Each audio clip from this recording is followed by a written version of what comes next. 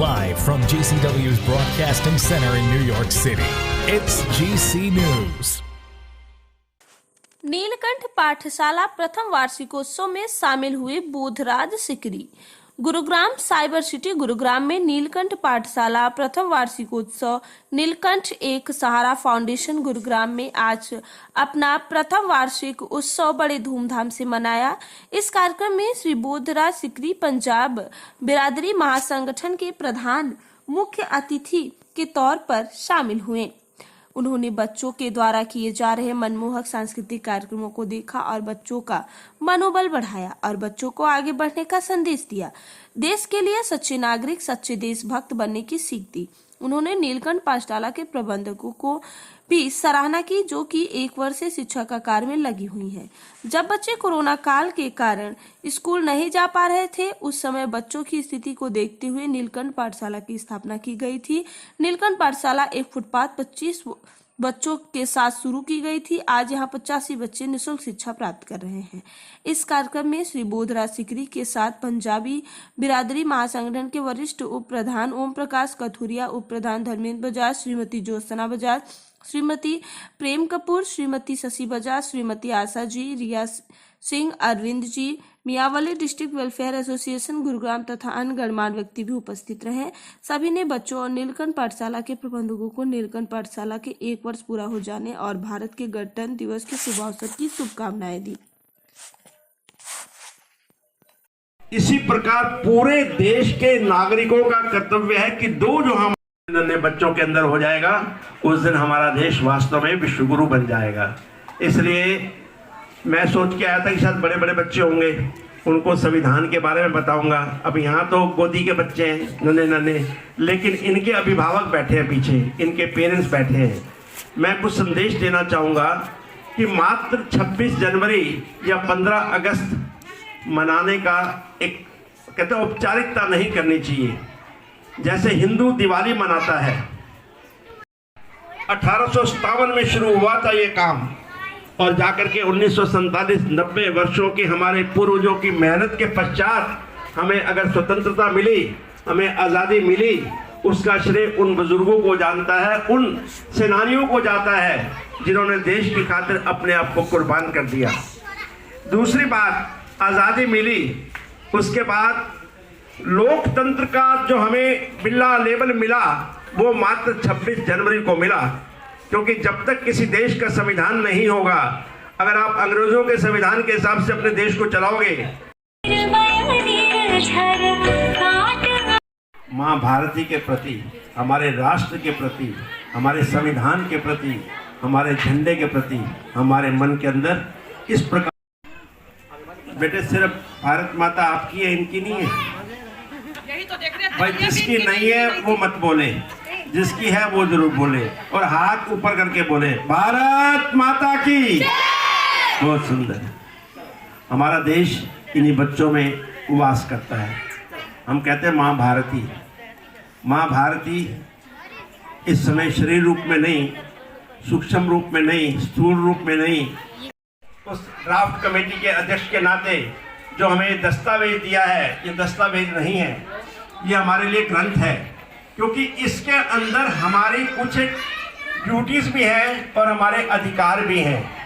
अधिकार तो सबको पता है, हर आदमी चाहता है कि महिलाओं के प्रति, हमारी जो धरोहर हैं उनके प्रति इस प्रकार के उत्तरदायित्व जब हमें अपनी ड्यूटीज मालूम हो जाएंगी तो हमारा देश तरक्की के रास्ते पे चल पड़ेगा। मैं बात कर रहा था कि 1947 में जब आज़ादी मिली, 90 वर्ष के बाद, एक उस समय बहुत दर्दनाक हमें कहानी भी मिली जिसको याद करना चाहिए। जो हमारे बुजुर्ग, विशेषकर जो आज की डेट में जिसे पाकिस्तान कहते हैं, उस समय वो भारत था, हिंदुस्तान था। वहाँ से जो हमारे पूर्वज विभाजन के समय यहाँ आए, 10 लाख लोगों का कत्लेआम किया गया। कभी भी इतिहास को भूलना नहीं चाहिए। 1 लाख से अधिक बहनों, माताओं के साथ बलात्कार, उनकी इज्जत लूटी गई। वो इतिहास को भूलना नहीं चाहिए। जो देश अपने इतिहास को भूल जाता है, उस देश के अंदर आने वाली युवा पीढ़ी कभी नहीं भूलना चाहिए, क्योंकि वो दर्द जब याद रहेगा आने वाले दिनों में कभी वैसी पुनरावृत्ति ना हो, इसलिए उसका प्रयत्न ये होगा कि दोबारा ऐसी बात ना रिपीट हो। तो बच्चों को उस इतिहास के बारे में बताना चाहिए। और दूसरी बात, शिक्षा में मुझे नहीं मालूम बच्चों की परफॉर्मेंस ये होने वाला है, तो बच्चों मेहनत करनी है। और कभी भी जब आप बड़े हो जाओ, अपने देश का कोई नुकसान नहीं करना है। हड़ताल करते हैं लोग, रेलवे जला देते हैं, बसेस जला देते हैं, वो पाप है, क्योंकि हमारे संविधान के अंदर लिखा है कि ये हमारी धरोहर है, हमें कोई भी नुकसान नहीं करना, वो हमारे देश की संपत्ति है। और राष्ट्र के प्रति, मैंने बताया झंडे के प्रति आपने मान और सम्मान रखना है। अब आप एक चीज बताओ, लड़कों, आप अपने माँ बाप के पाँव छूते हो सवेरे, लड़के हाथ कर। बच्चों के अंदर ये कर्तव्य परायणता डाल दी, तो इसका मतलब हमने इनको पूरी गीता सिखा दी। ये बच्चे इस समय गीता नहीं पढ़ पाएंगे, लेकिन आपने मात्र ये 2 शब्दों का कि मेरा कर्तव्य माता पिता के प्रति क्या है, अध्यापक के प्रति। इधर देखिए,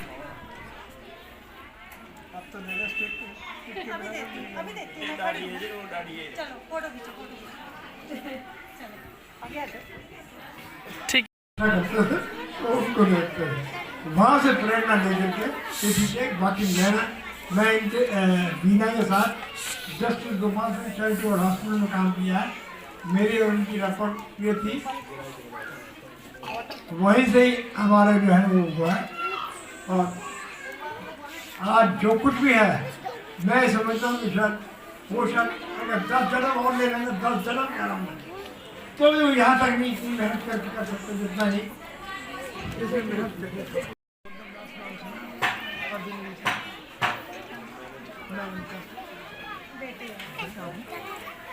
बाकी मैं अपनी तरफ से जो कुछ भी करने की कोशिश करता हूँ सब ये है संस्कारों के। आप नहीं सोच सकते कि अगर 15 रुपये किराया देते हैं और 15 महीने की कमाई हो तो क्या हो। उसके बाद वंदे मातरम।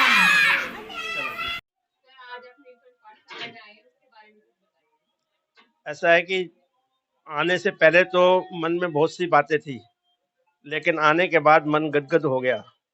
जिस प्रकार बीना जी, शशि बजाज जी, आशा जी और इनके बाकी जितने भी कुलीग हैं, नन्हे नन्हे जो ये बच्चे हैं, अधखिले फूल, इन्हें फूल बनाने की कोशिश कर रही हैं ज्ञान के माध्यम से। और ज्ञान के माध्यम के अतिरिक्त, शिक्षा के माध्यम के अतिरिक्त बच्चों को प्रतिभाशाली बना रहे हैं। बहुत मन प्रसन्न हुआ। वास्तव में काफ़ी जेन्युइन स्कूल लगा मुझे, जिसको कहते हैं ना कि कथनी और करनी में अंतर नहीं है। यहाँ पर जो बाहर है वही अंदर है। तो मेरी शुभकामनाएं हैं इनके मैनेजमेंट को, जो अपनी लगन के साथ छोटे छोटे बच्चों को इकट्ठा करके उनको पढ़ाना, फिर उसके बाद उनका ध्यान रखना। देखो, पौधा लगाना तो बहुत आसान है, उसको सींचना भी पड़ता है। तो इसलिए मैं साधुवाद देना चाहूँगा, विशेषकर ऐसा जी, फूल तो एक खुद है। कहते खिले फूल दिल के, कली दिल की महकी, उमंगों में रंगे सरूर आ गया है। पड़ी ही थी मुद्दत से धड़कन जो दिल में, उसे नाचने का शऊर आ गया है। तो फूल लेकर फूल आया, फूल कर मैंने कहा, फूल तो तुम खुद मेरी, जहाँ फूल देकर क्या करोगी। ये जो फूल है ये एक औपचारिकता है। जो असली फूल है हमारे नन्हे नन्हे बच्चे। आज हमारे देश की 65% आबादी युवा है, यानी 35 साल से नीचे है। उनमें नन्हे नन्हे बच्चे भी हैं। तो हमारे देश का जो भविष्य है इन बच्चों के ऊपर है।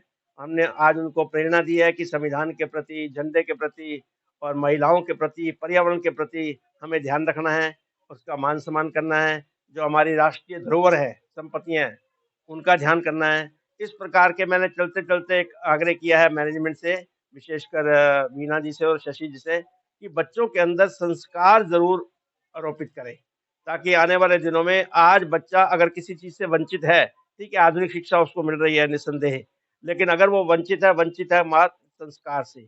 सेवा, संस्कार और समर्पण, इस प्रकार की भावना अगर इन बच्चों के अंदर भरी जाए तो मुझे लगता है कि कुछ बड़ी जल्दी ये स्कूल एक नाम कमाएगा और स्कूलों को भी प्रेरणा मिलेगी कि खाली शिक्षा पढ़ाना मात्र काफी नहीं है, वहाँ संस्कार और सेवा और समर्पण की भी भावना उत्पन्न करनी चाहिए।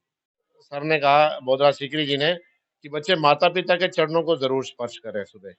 जो बच्चा माता पिता के सुबह उठकर चरण स्पर्श करता है ना, वो जीवन में जरूर उन्नति करता है। रामचरितमानस में भी आया है, प्रातः काल उठ रघुनाथा, मात पिता गुरु चरणु माथा। तो रामचंद्र भी पहले उठ के मर्यादा पुरुषोत्तम श्री रामचंद्र जी सुबह प्रतिदिन उठ के पहले माता पिता के चरण स्पर्श करते थे। अगर ये ऐसा करेंगे तो जीवन में कोई ऐसी बात नहीं कि ऊंचाइयों को छू ना सके। मैं धर्मेंद्र बजाज नीलकंठ पाठशाला से जुड़ा हुआ भी लगभग हमारा 1 साल से परिचय हुआ है, वीना मैडम के थ्रू और शशि बजाज जी के थ्रू। तो मेरी धर्मपत्नी ज्योत्सना बजाज इनसे काफ़ी जुड़ी हुई है। मेरा आना कम होता है, पर हम अपने पंजाबी बिरादरी महासंघ के प्रधान श्री बोधराज सीकरी जी, यहाँ ही नहीं हर जगह इनको सेवा के क्षेत्र में, जैसे हमने इनसे प्रार्थना करी, वीना जी ने, शशि बजाज जी ने, और इन्होंने आए और हर एक प्रकार का आपने देखो कैसे अपने विचार रखे। इनका यहाँ ही क्षेत्र में नहीं कि इसी में ही, हर जगह जहाँ-जहाँ इनको सहयोग के लिए पूरे गुरुग्राम में जहाँ बुलाया जाता है, पूरा अपना सहयोग कर रहे हैं। मैं नीलकंठ पाठशाला के सुखद भविष्य के लिए उनको परमपिता परमात्मा से प्रार्थना करता हूँ कि बच्चे अब जो है बहुत मेहनत कर रहे हैं और जीवन में ऊँचाइयों को छुएँ। जैसे सर ने संस्कार की बात करी, वीना मैडम उसको फ़ॉलो करें तो संस्कार भी देंगे ताकि बच्चे संस्कारवान भी बनें।